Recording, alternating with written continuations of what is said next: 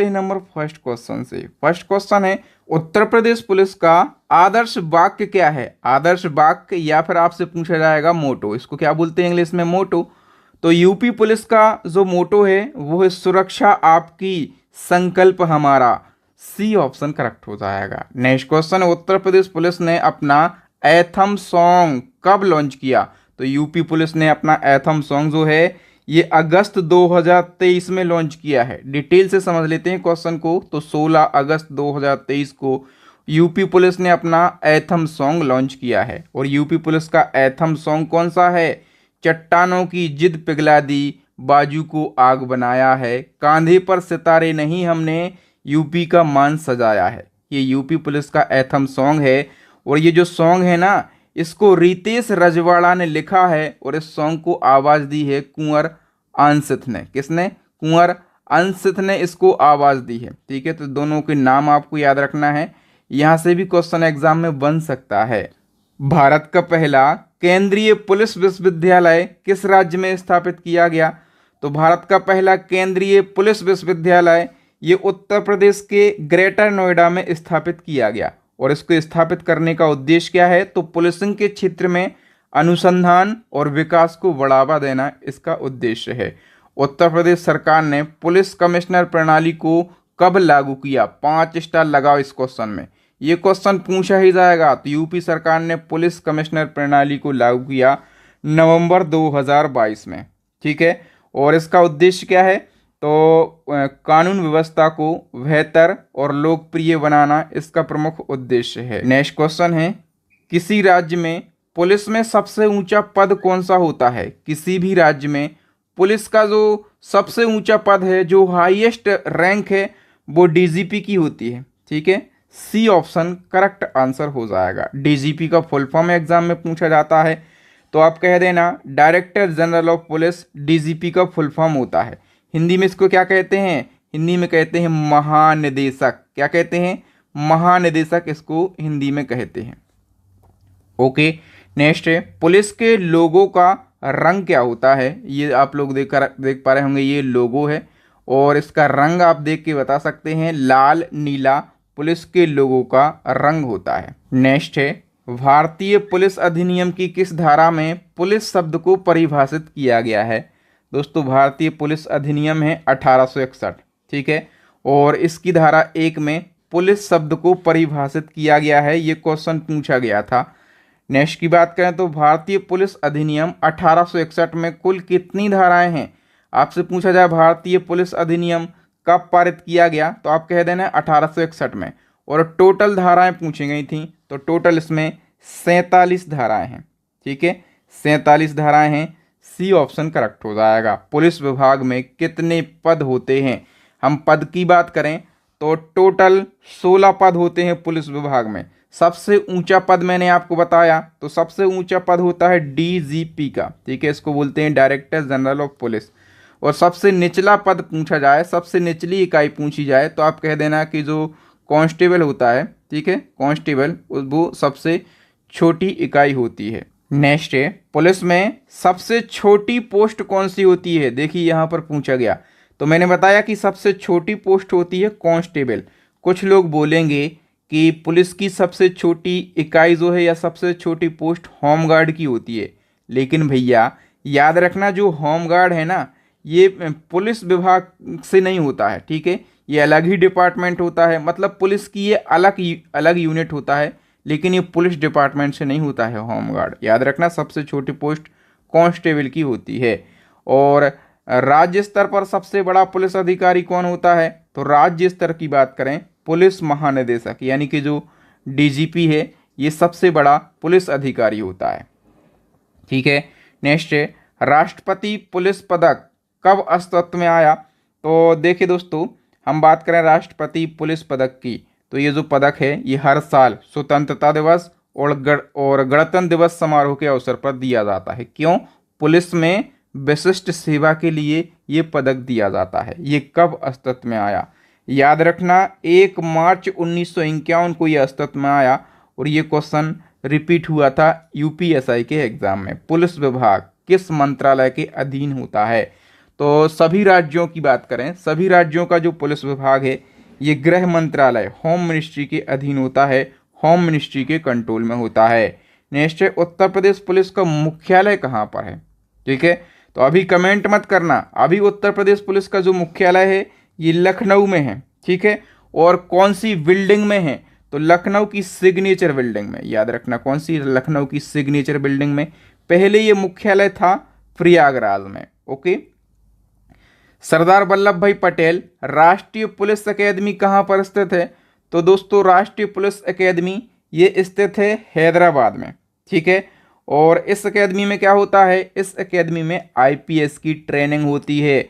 और इस अकेदमी की स्थापना करी थी सरदार वल्लभ भाई पटेल ने, कब, सितंबर 1948 को इसकी स्थापना करी थी, पटेल साहब ने इसकी स्थापना करी थी, इसलिए इसका नाम क्या है, सरदार वल्लभ भाई पटेल राष्ट्रीय पुलिस अकेदमी। स्थित है कहाँ पर, हैदराबाद के अंदर। नेक्स्ट क्वेश्चन, केंद्रीय पुलिस प्रशिक्षण अकेदमी कहाँ पर स्थित है, तो ये मध्य प्रदेश की राजधानी भोपाल में स्थित है।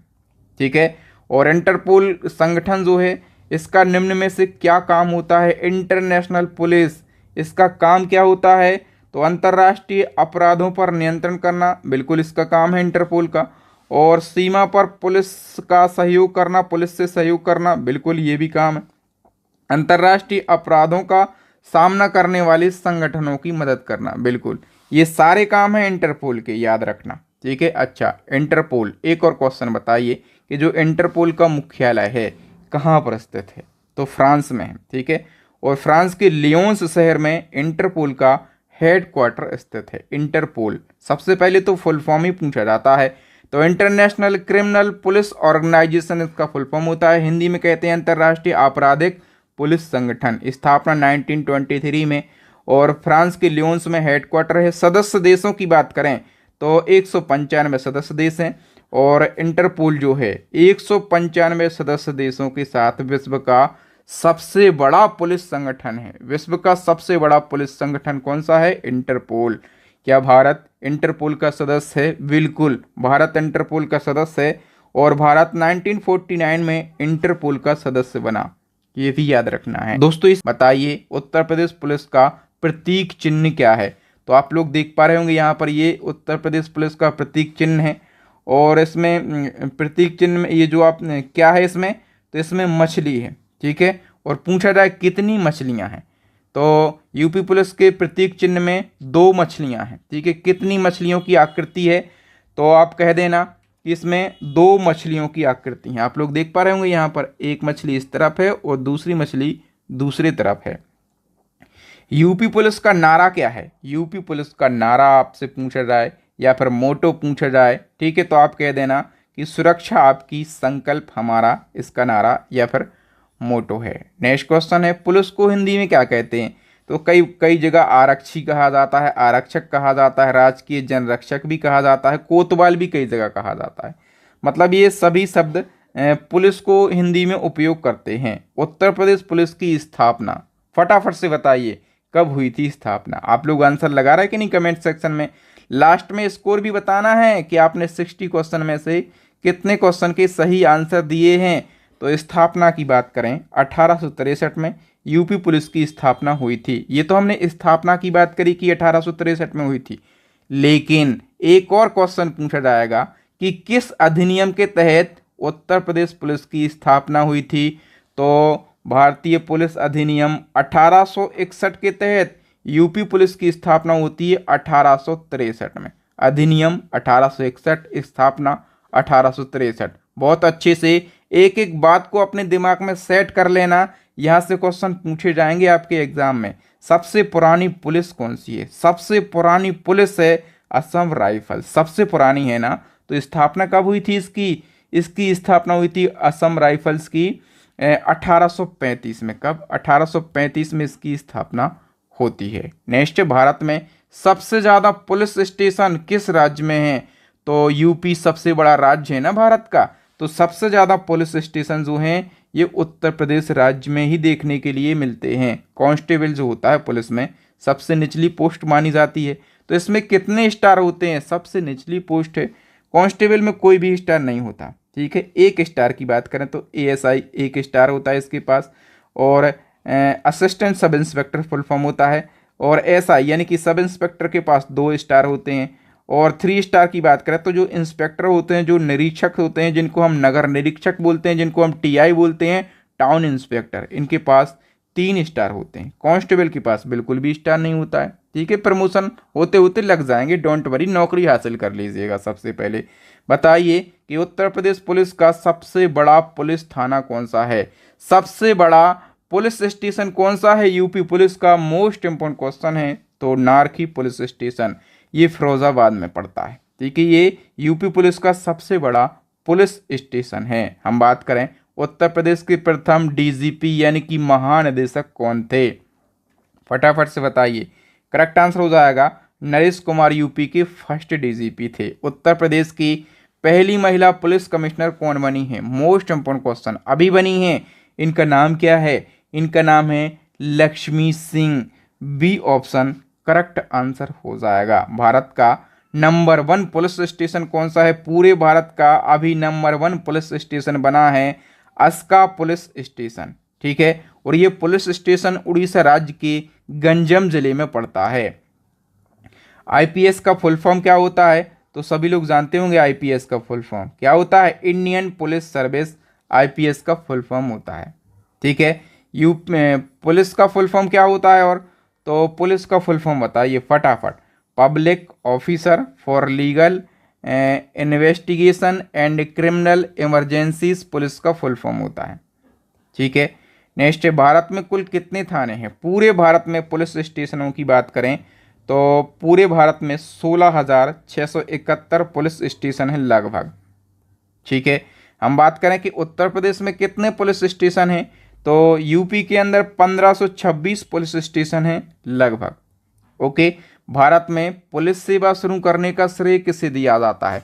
पुलिस सेवा शुरू करने का श्रेय दिया जाता है लॉर्ड कॉर्नवालिस को। ठीक है, इसको ही भारत में पुलिस व्यवस्था का जनक माना जाता है। उत्तर प्रदेश में थाना दिवस कब मनाया जाता है? यूपी में थाना दिवस की बात करें तो प्रत्येक महीने, और प्रत्येक महीने के दूसरे और चौथे शनिवार को थाना दिवस मनाया जाता है यूपी के अंदर। पुलिस में प्रमोशन कितने साल में होता है? अलग अलग राज्यों में अलग अलग कंडीशन है। ठीक है, अलग अलग रेगुलेशन है। ठीक है, लगभग 10-12 साल में प्रमोशन हो जाता है, एक प्रमोशन। ठीक है, और भारतीय पुलिस किस बंदूक का इस्तेमाल करती है? ये बड़ा महत्वपूर्ण है। किस बंदूक का प्रयोग करती है भारतीय पुलिस? तो पिस्टल ऑटो 9mm 1A या फिर ग्लाक 17 का उपयोग करती है भारत की पुलिस। ठीक है, विश्व का सबसे बड़ा पुलिस विभाग कौन सा है? पूरे संसार का सबसे बड़ा पुलिस विभाग है अमेरिका का न्यूयॉर्क से। ठीक है, ए ऑप्शन करेक्ट हो जाएगा। दहेज प्रतिषेध अधिनियम कब लागू हुआ? तो यह अधिनियम 1 जुलाई 1961 को लागू हुआ था। सामान्य नागरिकों के धरना प्रदर्शन के दौरान पुलिस बल को किस प्रकार की भूमिका निभाना चाहिए? यदि सामान्य नागरिक धरना प्रदर्शन कर रहे हैं तो पुलिस को भूमिका निभाना चाहिए क्या? सतर्क रहना चाहिए, बिल्कुल एक्टिव रहना चाहिए। ठीक है, नेक्स्ट है, आपके रिश्तेदार का कोई पुत्र है, किसी अपराध में गिरफ्तार होता है तो आप क्या करेंगे? ऐसे क्वेश्चन पूछे जाते हैं अभिरुचि में। आपके रिश्तेदार का पुत्र है, ठीक है, मामा का पुत्र है, आप उसको किसी अपराध में क्या गिरफ्तार होता है तो आप क्या करेंगे? फटाफट से उसे तुरंत छोड़ देंगे? नहीं भैया, ऐसा थोड़ी ना होता है। ठीक है, उसे पैसा लेकर छोड़ेंगे? ये भी नहीं करना भैया, कभी उसे छोड़ेंगे नहीं। ये भी ऐसा कैसे कि ये बोले हम पकड़ लिया अब नहीं छोड़ेंगे, ऐसा नहीं होता है। जो भी कानून के तहत प्रक्रिया है, ठीक है, वो आपको फॉलो करना होगा। ठीक है, तो ये सारे ऑप्शन गलत हैं, आप इनमें से कुछ भी नहीं करेंगे करके आएंगे। ठीक है, देश में आतंकवादी विरोधी गतिविधियों से निपटने का काम कौन करता है? तो जो NSG है, ठीक है, नेशनल सिक्योरिटी गार्ड, ये देश में आतंकवादी विरोधी गतिविधियों से निपटने का काम करता है। तो जो NSG है, नेशनल सिक्योरिटी गार्ड यानी कि राष्ट्रीय सुरक्षा गार्ड, इसकी स्थापना कब हुई थी? तो वर्ष 1986 में इसकी स्थापना हुई थी। ठीक है, NSG national security guard full form, स्थापना 1986 में, हेडक्वार्टर है न्यू दिल्ली के अंदर। जनहित का मूल उद्देश्य क्या माना जाता है? जनहित का मूल उद्देश्य माना जाता है सामाजिक न्याय, क्या सामाजिक न्याय जनहित का मूल उद्देश्य माना जाता है। लैंगिक संवेदनशीलता का संबंध है, किससे संबंध है, तो स्त्रियों के प्रति व्यवहार से संबंध है। ठीक है। जनहित याचिका किसके द्वारा प्रस्तुत की जाती है, तो जनहित याचिका प्रस्तुत करी जाती है किसी भी व्यक्ति के द्वारा। ठीक है, सी ऑप्शन करेक्ट हो जाएगा। नेक्स्ट है, यदि किसी व्यक्ति में अनुकूलनशीलता होगी तो गुण होगा। यदि किसी व्यक्ति में अनुकूलनशीलता है तो उसमें क्या गुण होगा, बताइए फटाफट से। उसमें सकारात्मक गुण होगा, बी ऑप्शन करेक्ट हो जाएगा। नेक्स्ट है, आदेश पुस्तिका किसके द्वारा लिखी जाती है। दोस्तों ये सारे क्वेश्चन पूछे गए हैं अलग अलग एग्जाम में। तो निरीक्षक यानी कि इंस्पेक्टर के द्वारा आदेश पुस्तिका लिखी जाती है। और जो जनरल डायरी है इसको लिखने का अधिकार किसके पास होता है, तो जनरल डायरी को लिखने का अधिकार होता है थाना अध्यक्ष का। ओके। और जनहित याचिका किस न्यायालय के समक्ष दायर की जा सकती है, तो जनहित याचिका सुप्रीम कोर्ट या फिर हाई कोर्ट यानी कि उच्च न्यायालय, दोनों के समक्ष दायर की जा सकती है। तो सी ऑप्शन करेक्ट हो जाएगा। नेक्स्ट है, निम्नलिखित में से कौन मामला जनहित याचिका में सम्मिलित नहीं है। तो देखिए, हिंसा से प्रभावित पीड़ित व्यक्ति ये जनहित याचिका में सम्मिलित है। बधुआ मजदूरी ये भी सम्मिलित है। महिलाओं पर अत्याचार ये भी सम्मिलित है। लेकिन शिक्षण संस्थाओं में प्रवेश ये सम्मिलित नहीं है। नेक्स्ट है, उत्तर प्रदेश सरकार ने महिलाओं के विरुद्ध होने वाले अपराधों की रोकथाम के लिए मिशन शक्ति अभियान की शुरुआत कब की। तो यूपी की सरकार ने मिशन शक्ति अभियान की शुरुआत करी है 2020 में। ठीक है। नेक्स्ट की बात करें तो उत्तर प्रदेश संगठित अपराध नियंत्रण अधिनियम किस वर्ष पारित किया गया। इसको यूपी कोका कहते हैं।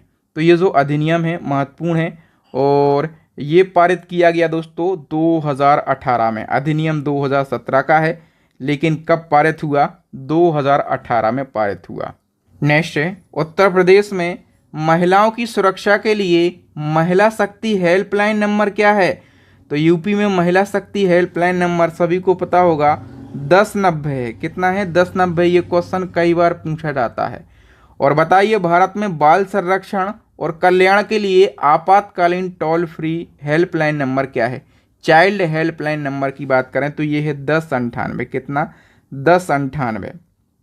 ओके। और इसी क्रम में उत्तर प्रदेश में जन शिकायतों का त्वरित निवारण करने के लिए मुख्यमंत्री कार्यालय हेल्पलाइन नंबर क्या है। तो इसका करेक्ट आंसर हो जाएगा दोस्तों 1076 इसका हेल्पलाइन नंबर है। ठीक है। और इसी क्रम में साइबर क्राइम की शिकायत दर्ज कराने के लिए हेल्पलाइन नंबर क्या है। साइबर क्राइम की शिकायत यदि दर्ज कराना है तो उसका हेल्पलाइन नंबर है 1930। सी ऑप्शन करेक्ट हो जाएगा।